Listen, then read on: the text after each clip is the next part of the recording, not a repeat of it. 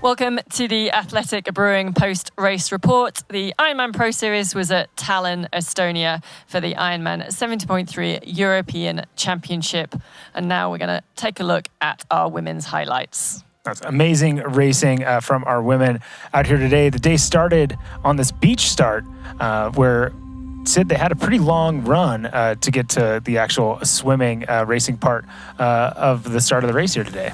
Yeah, so down at Stromy Beach, moved location from the lake, but it was about a good 150, 200 meters run into the ocean that the female pros had to go almost to the first buoy, actually, with a lot of pros working out whether they dolphin dived or carried on running out to that first turn buoy. Yeah, and it was Caroline Pohl who straight from the very beginning, just 50 meters in, took control of this race on the swim, running through those shallower sections of the swim and then extending her lead out on the swim course in the sea and getting a pretty substantial gap by the time we got to T1, Sid.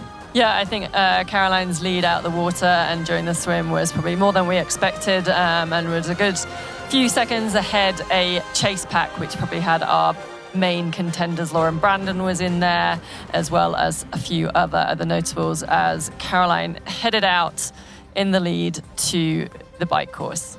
Yeah, and we see Kat Matthews was just a bit behind, had a good swim. She was in contact of that first group and got out on that full gas bike course and did everything she could to try to get herself to that front of the race. But it was Caroline Pohl that just kept pushing Sid at the front of this course.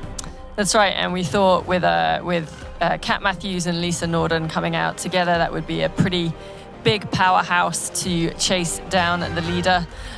They did as much work as they could. Kat eventually catching, it was Sif Bendix Madsen who was in second place. Kat managed to bridge up to Sif, and those two rode well together for the rest of the race, but Caroline Pohl was still out in front. Yeah, and she kept pushing that pace. We saw Solveig Lofseth pushing the pace also early in this bike ride. But then again, it was this group of two that tried their best to bring back our leader, and that was Kat Matthews and Sif Bendix Madsen. But it was Caroline Pohl that was able to hold off those chasers. Yeah, and she came into T2 with about a 3-minute lead over Sif and Kat and headed out onto the Hoka run course, really looking fantastic. And perhaps on paper would have to run a career best run to hold off Kat Matthews, but she was certainly going about it the right way to start. Yeah, no, absolutely. We saw Kat Matthews doing her best to chase, running around that turnaround on one of the laps, or that second lap. But you could tell she went up and down with the energy. You could see in her face. There were times where she was chasing and it felt like she was pulling back our leader, but times where you could tell she was struggling a little bit, but never saw any sort of struggle from our leader, Caroline Pohl. Yeah, and where we would have expected Kat to actually sort of charge down and pull back time on Caroline, it was actually Caroline that kept drawing away from Kat.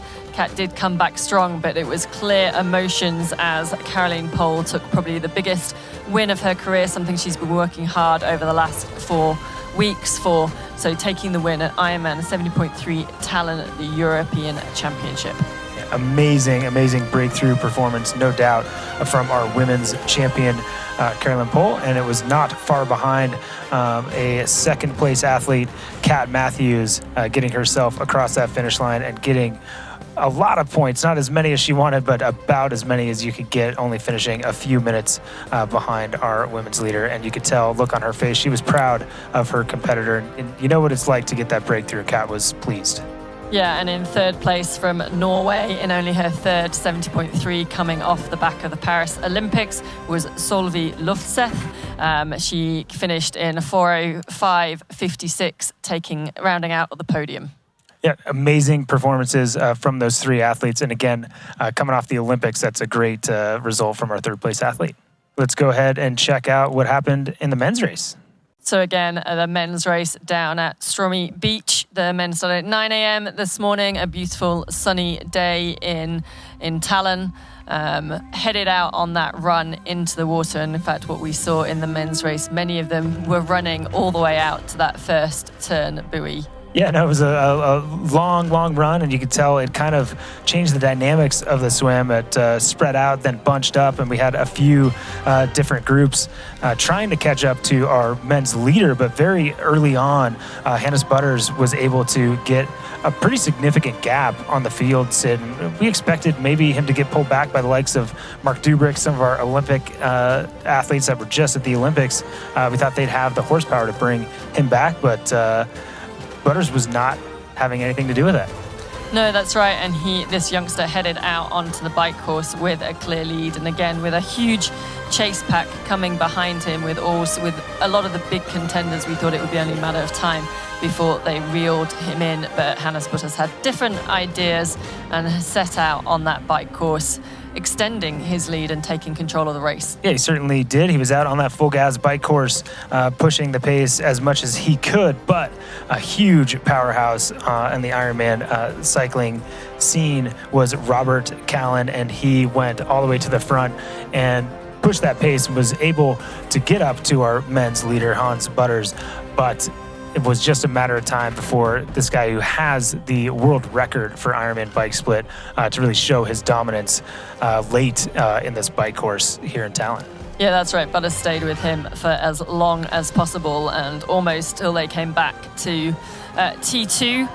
But it was in the final few kilometers that Robert Callan managed to break and get away, coming into transition with about a 30-second lead over the second place.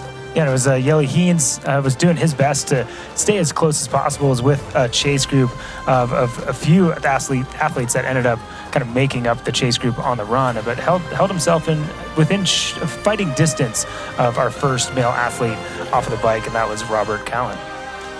Yeah, looking good running into T2. Had Callan done enough to then hold off the fast runners behind. Started out really well, and actually Hannes Butters in second was looking really good at the start of the run as well. Absolutely was, but so smooth. Our men's leader, you could see, about a third of the way through the run, our previous men's leader, Hannes Butters, was starting to struggle a little bit, and then kind of out of nowhere, but he had himself out there all day set up to chase down these athletes in front of him. It was Leonard Arnold passing Robert Callan early for the lead. That's right, and then almost again out of nowhere, like Leonard had taken the lead, we then had Vitalis from Greece absolutely storming away, and as he caught up with the leader, Leonard Arnold put in a surge to try and break the guy and take the win. He certainly did, and Arnold fought back a few times, but no doubt Pagnotas Batatos continued to put those effort in. We had Jelle Heens again chasing as hard as he could, but as hard as he might, there was no taking this win away from our champion, Pagnotas Batatos, who ended up winning the Ironman 70.3 European Championships in Tallinn with a blistering run time and overall time as well. And second place was Leonard Arnold. Yeah, still a great performance by Leonard across the swim, bike and run. And rounding out the podium are recent Olympian Jelle Heens, finishing off not too far behind. Rounding out the podium, someone we expected to be at the front of the race, maybe crossing the finish line first, but he was happy to get across in third place. And let's take a look at our women's results. There you go, is Carolyn Pohl in first place, Kat Matthews not too far behind in second place, Solveig Lovsef in third place. Grace Tech was fourth, Kate Curran from the UK in fifth, Marta Sanchez in sixth, Tamara Jewett in seventh, Heidi Kivioja in 8th, Maya Stage-Nelson 9th, and Els Visser rounding out the top 10. And let's see how these results affected our Pro Series standings. A little bit of changes, but not too much. Still had Jackie Herring in the lead with Danielle Lewis, but it was Maja Stage-Nielsen that moved up to third, and Kat Matthews, a big mover as well, Sid, in fourth.